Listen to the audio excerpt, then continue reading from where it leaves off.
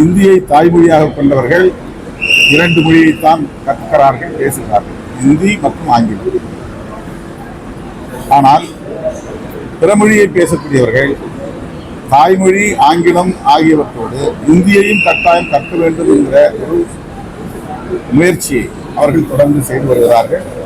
குறிப்பாக பாஜக அரசு ஒரே தேசம் ஒரே கலாச்சாரம் என்பதைப் போல ஒரே தேசம் ஒரே மொழி என்ற நிலையை உருவாக்க பார்க்கிறார்கள்.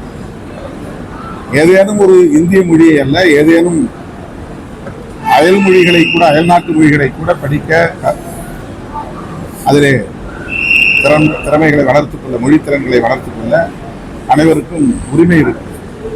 தமிழ்நாட்டிலே பிரெஞ்சு மொழியை கூட கற்றுக்கொள்கிறார்கள். அது தனிநபர்களின் விருப்பம்.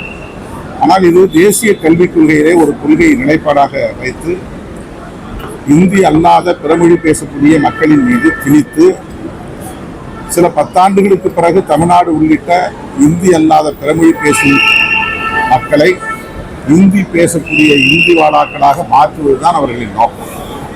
அதைத்தான் நாம் எதிர்க்கிறோம், கூடாது என்கிறோம். ஆனாலும் அவர்களின் பிடிவாதத்திலிருந்து கொஞ்சம் கூட தளரவில்லை, மாறவில்லை என்பது அதிர்ச்சி அளிக்கிறது. தமிழ்நாட்டை பொறுத்தவரையில் இந்தி திணிப்புக்கு, இந்திக்கு அல்ல, இந்தி திணிப்புக்கு ஒருபோதும் இடம் இருக்காது என்பதை மீண்டும் அழுத்தமாக சொல்ல கடமைப்பட்டுள்ளது.